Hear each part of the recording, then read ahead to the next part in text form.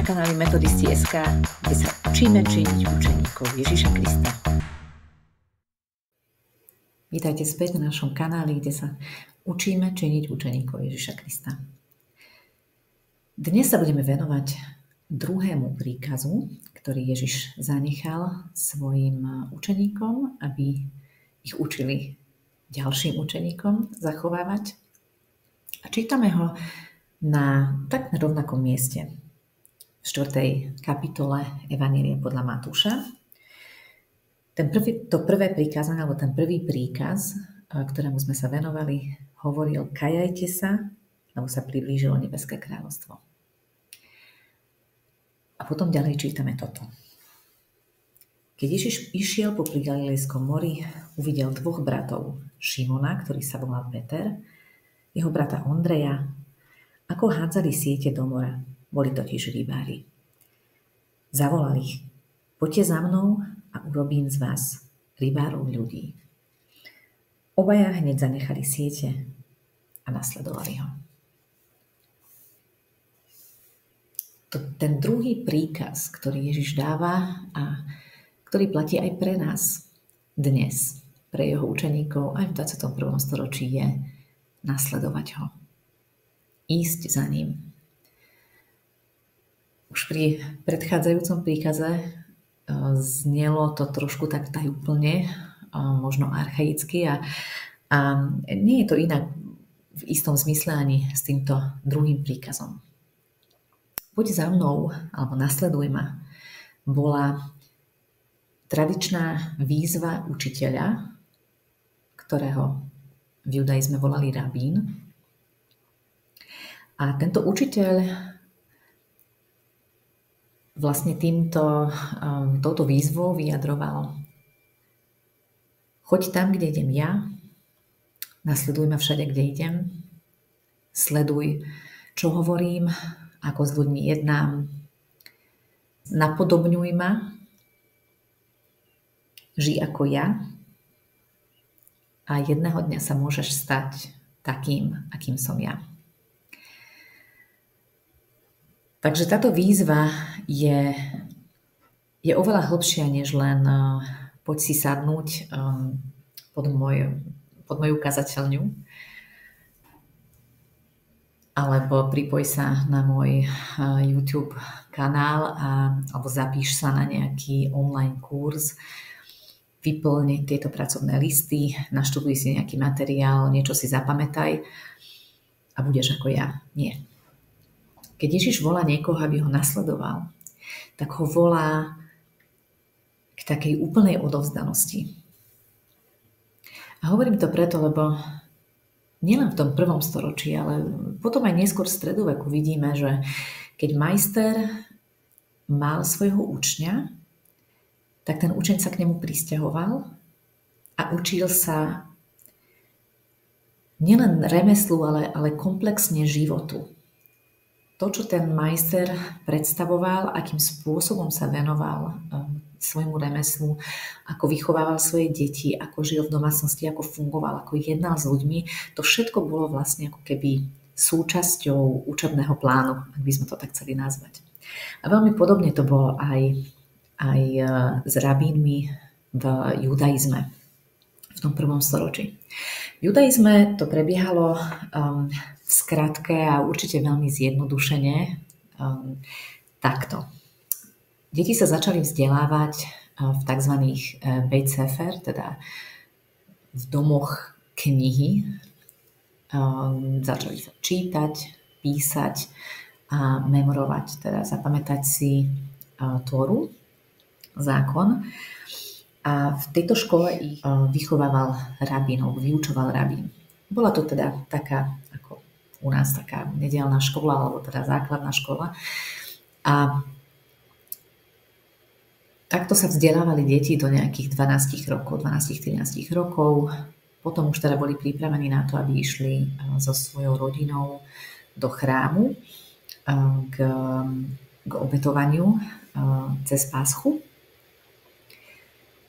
A po tomto veku 12-13 rokov sa začali venovať chlapci remeslu svojho otca, alebo teda tomu rodinnému remeslu. Ale tí, ktorí sa osvedčili v tej škole, Beit Sefer, ako veľmi šikovní a že teda by to zvládli, tak tí sa mohli vzdelávať ďalej. Títo sa vzdelávali ďalej v Beit Midrash, teda už v takom inom kontexte, tam, kde sa učili nielen zákon, ale aj prorokov a spisy a učili sa ich vykladať. Midraš je vlastne skúmanie, výklad písma. Takže takto sa mohli vzdelávať ďalej do nejakej 18-ky. A už potom len zlomok z nich, keď sa rozhodol, že teda si nezaloží ešte rodinu, ale chce sa vyučiť ešte ďalej, ešte hlbšie za rabína, tak teda išiel do nejakej školy niektorého rabína, veľkého učiteľa. Tých učiteľov bolo aj pár takých veľmi známych mien, napríklad v Novej zmluve sa spomína napríklad Gamaliel, pri ktorých nohách sa učil Šaul, alebo teda Pavol. A teda snažil sa pripojiť k nejakému učiteľovi. A niekedy sa stalo aj to, že ten učiteľ vyzval nejakého svojho budúceho žiaka, v ktorom sa videl, ktorom videl potenciál, že teda bude z neho jeho druhé ja. A teda keď si vybral učiteľa, opýtal sa ho, či ho môže nasledovať. A toto nasledovanie presne obsahovalo to, čo som hovorila v úvode.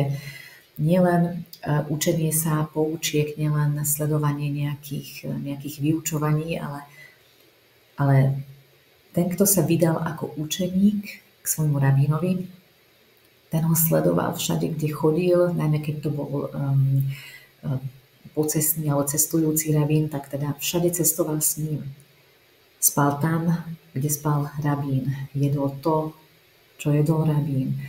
Videl, ako jedná s ľuďmi, ako jedná s problémami, ako čelí výzvam, ako vysvetľuje, vyučuje v rôznych kontextoch, nielen v synagógach, ale teda v rôznych kontextoch životných. A tento učeník vlastne všetko sledoval, všetko nasával do seba a tým sa v podstate stal napodobniteľom svojho učiteľa, svojho rabína. A teda tento učeník sa postupne spravidla za nejakých 12 rokov, čo teda strávil spoločne so svojím učiteľom, vlastne ukončil tento proces a stal sa aj z neho učiteľ.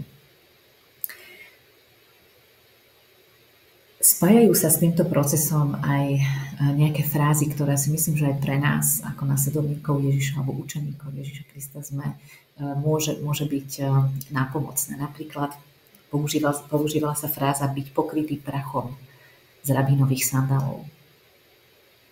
To krásne obrazné vyjadrenie toho, že až tak blízko ten učeník nasledoval svojho učiteľa, že vlastne ako sa prach rozvíjil od jeho krokov, tak vlastne ten prach celý pokrýval toho učeníka.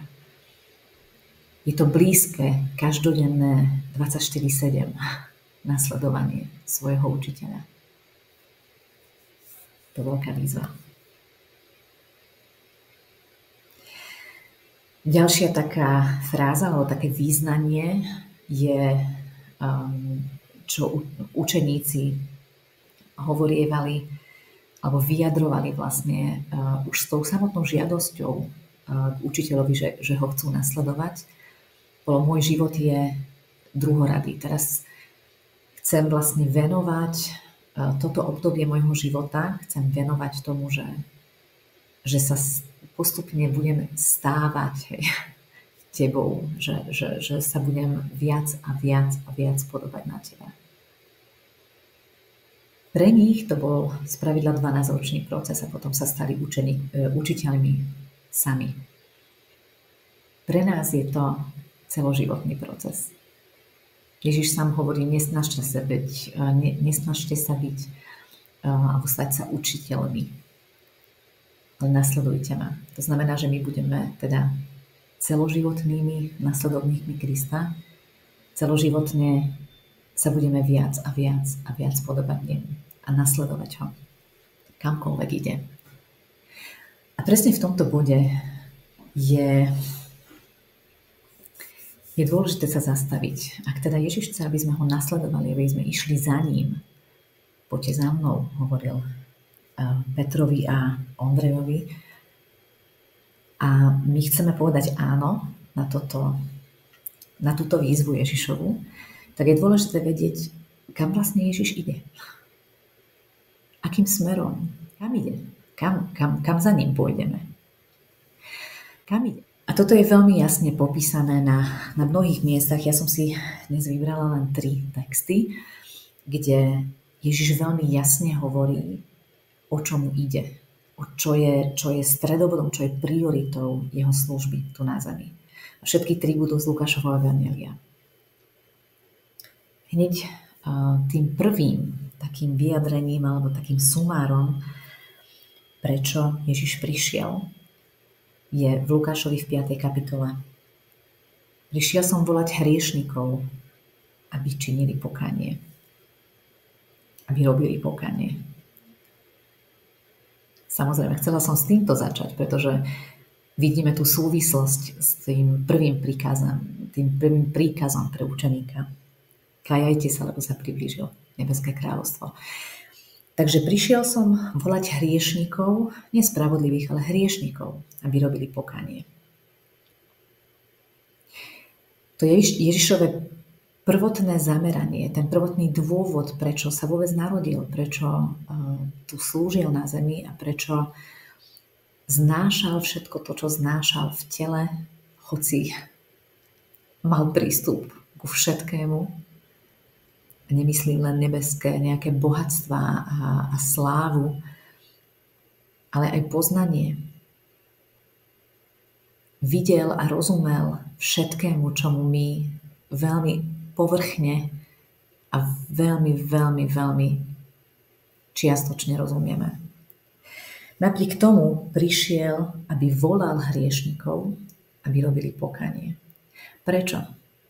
Preto, lebo bez pokánia, bez toho, aby sme sa vrátili k Bohu, ideme presne do protismeru. Ideme úplne opačne a len sa mu vzdialujeme. A Bohu natoľko záležalo na človeku, na každom jednom z nás, že prišiel na túto zem,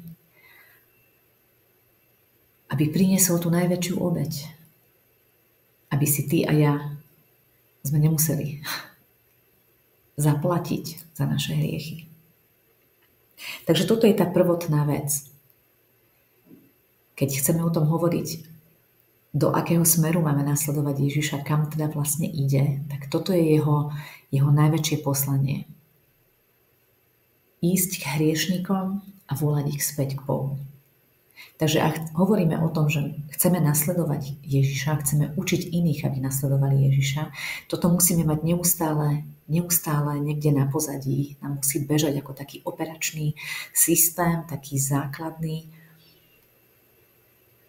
že tá služba Ježišova a aj tým teda aj naša, keď ho nasledujeme, musí smerovať na hriešnikov, aby sa vrátili späť k Bohu. Toto je prvá vec. Druhá vec. V Lukášovi 7 čítame, že mu veľmi často vyčítali, že teda prišiel syn človeka, vidia ho jesť a piť a hovoria žráč a pijan, priateľ mýtnikov a hriešnikov.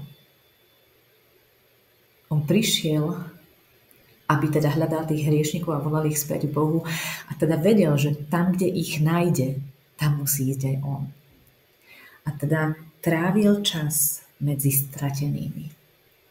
A je to pochopiteľné, pretože prišiel ich hľadať. Tak pochopiteľne išiel tam, kde sú. A tak otázka pre teba a možno pre ďalších v tvojom okruhu, ďalších učeníkov, ktorých vedieš alebo s ktorými zdieľaš túto cestu je, koľko času trávim s tými, ktorí potrebujú najviac, tú pomoc a usmernenie a to volanie, vráťte sa k Bohu. Pretože Ježiš prišiel hľadať hriešnikov a volať ich späť. A trávil čas s nimi. Venoval sa im. A volal ich späť k Bohu. A teda tá tretia vec, ktorá je veľmi, veľmi dôležitá, je, že Syn človeka prišiel hľadať a spasiť, čo bolo zahynulo. To čítame v Lukášovi 19. kapitole.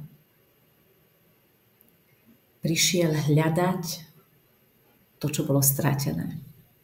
Hľadať a vykúpiť. Hľadať a zachrániť. O tomto sú 3 zaujímavé podobenstvá v evanjeliách. Ježiš hovorí v obrazoch veľmi často preto, aby ľudia nejak viac porozumeli tomu a uchopili tú jeho zvesť. A tou jeho zvesťou, ako vidím aj z týchto 3 vecí, plus ešte z tých 3 podobenstiev, ktoré chcem len v krátkosti pripomenúť, pretože verím, že ak ste tu, tak ich poznáte, ak nie, tak niekde tuto v mojom okolí sa objavia tie verše. A to sú podobenstva o stratených veciach. Podobenstvo o stratenej ovci, podobenstvo o stratenej minci a podobenstvo o stratenom marnotratnom synovi.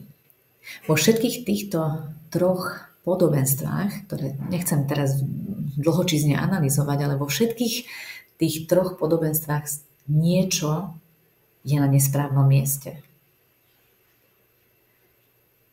A Boh ide hľadať to, čo sa stratilo. Hoci to bolo len jedna ovca z tých 100, 99 nechal tam, pretože oni boli v poriadku a išiel hľadať tú jednu stratenú ovcu. Jedna minca sa odkotúľala a tá žena urobila všetko poprehrabala, všetko popremiesňovala, len aby našla tú jednu mincu.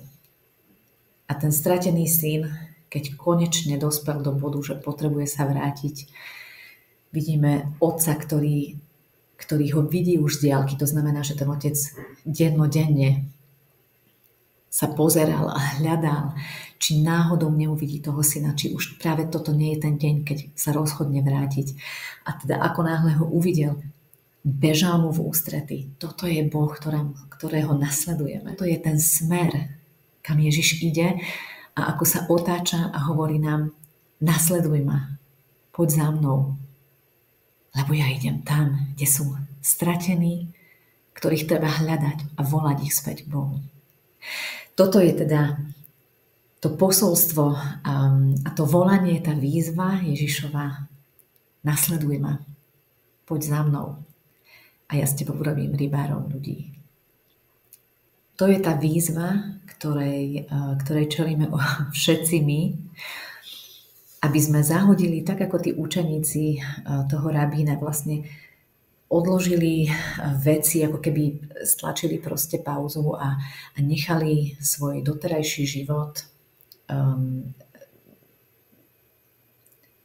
ako keby bokom na druhom koleji, aby sa mohli venovať tomu, čo bolo pre nich to najdôležitejšie. Tráviť čas, vidieť každú jednu chvíľu toho učiteľa a učiť sa žiť tak, ako žil on, hovoriť tak, ako hovoril on, ísť tam a k takým ľuďom, k akým chodil on, pretože takto nasali do seba tú jeho všetkú životnú múdrosť, to jeho poslanie a uvideli tie najdrobnejšie príklady a vzory a vzorce života, rytmy života, ktoré ten učiteľ žil a oni si ich chceli tiež osvojiť.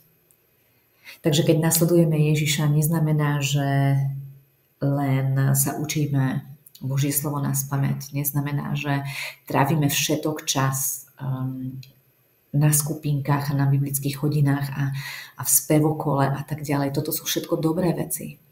Lenže Ježišové poslanie nebolo ísť medzi spravodlivých a vytešovať sa zo spoločenstva. To je dôležitá časť našho života určite. Ale ak ho chceš nasledovať, tak musíš ísť tam, kde išiel on. Tam, kde sú stratení.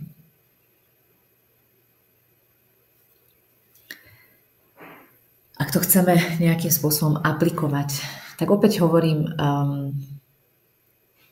keď sa zídete v kruhu učeníckom, čítajte tieto pasáže a pýtajte sa Pána, kde sú ľudia, ku ktorým nás posielaš? Kto sú v našom meste, v našej dedine, v našom najbližšom okolí, v našej štvrti? Tam, kde bývam, to je jedno. Kto sú ľudia, ku ktorým ma posielaš? Kde sú ľudia, ku ktorým mám prísť a sú pripravení na to tvoje volanie? Možno je to nejaký spevokol, do ktorého sa môžeš prihlásiť a zoznámiť sa s novými ľuďmi a svojim životom a tým, ako žiješ svoj život.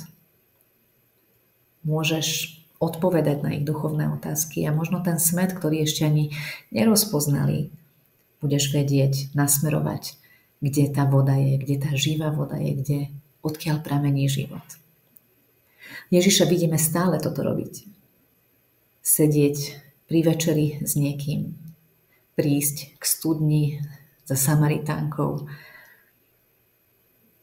A nie prvoplánovo, ale rozprávať sa s ňou. A ten rozhovor potom nejakým spôsobom priviesť na duchovné otázky. To isté môžeme urobiť aj ty a ja. Otázky teda dnešné. Ohľadom príkazu nasleduj ma. Si ochotná ísť za Ježišom v každej oblasti? Si ochotný učiť sa od Neho? Kopírovať Jeho? Bude to vyzerať možno inak, trošku, ale tie základné princípy aj po tých 20 storočiach sú tie isté. Kto sú ľudia v tvojom okolí, ktorí nepoznajú Ježiša? Alebo vedia o Bohu, tak ako aj Židia okolo Ježiša vedeli o Bohu, ale nepoznali jeho otcovské srdce. A možno ešte jeden tip na koniec. Často, keď sa rozprávam s ľuďmi, ktorí hovoria, že veria v Boha, tak keď hovoria, že veria v Boha, tak im nehovorím, musíte opustiť to, čo doteraz ste robili a teraz musíte niečo úplne nové začať. Nerobte to v tej cirkvi, robte to v tejto cirkvi. Nie. Poviem, to je výborné. Ako ho poznáš? Ako si sa s ním zoznámil? A takýmito podobnými otázkami, možno aj takými menej otvorenými, vlastne zistujem, či ten človek má vzťah s Bohom, či ho skutočne pozná, alebo len vykonáva nejaké rituály a očakáva, že toho možno zachráni. A tak postupne sa dostávame vlastne na tú hladinu, kde môžem povedať, výborne, vieš, že ako ku nám Boh hovorí? A buď povie, že má nejakú predstavu, tak sa opýtam, aká je jeho predstava. A potom môžem zdeliť moju predstavu. Že ku nám hovorí cez svoje slovo, cez modlitbu a cez službu. Tým, že slúžime iným, spoznávame a prežívame aj my jeho milosť, spoznávame jeho charakter, spoznávame potenciál, ktorý do nás vložil, poznávame aj svoje dary a obdarovania, ktoré nám dal Boh, nie preto, aby sme my boli nejaký bonusový, ale preto, aby sme tým mohli požehnať ďalších. Takže ich pozývam ako keby hlbšie. Keď povedia, áno, poznám Boha, mne to stačí, som pokrstený, to mi stačí. To je v podstate jeho pozvanie, aby sme išli s ním hlbšie. A môžem sa opýtať, takže vieš o tom, že nás volá k tomu, aby sme ho nasledovali. Aká je tvoja predstava o tom, čo znamená nasledovať Krista? A už sa môže rozvinúť nejaký rozhovor. Môžeme hovoriť o tom príklade v judaizme, môžeme hovoriť o tovarišoch v stredoveku a vlastne priviesť celý ten rozhovor k tomu, že tá výzva je tu stále a je tu každý deň pre každého jedného z nás. To najkrajšie na tom je, že aj ten najvzdelanejší, najerudovanejší profesor teológie je takisto učeníkom a nasledovníkom Ježiša Krista. My sa nikdy neprestaneme učiť a viac sa podobať na Neho. To je to posvetenie, to je život posvetenia, život neustáleho rastu na Jeho podobu. Tak k tomuto nás pozýval Boh dnes a teším sa na vás na budúce pri ďalšom príkaze.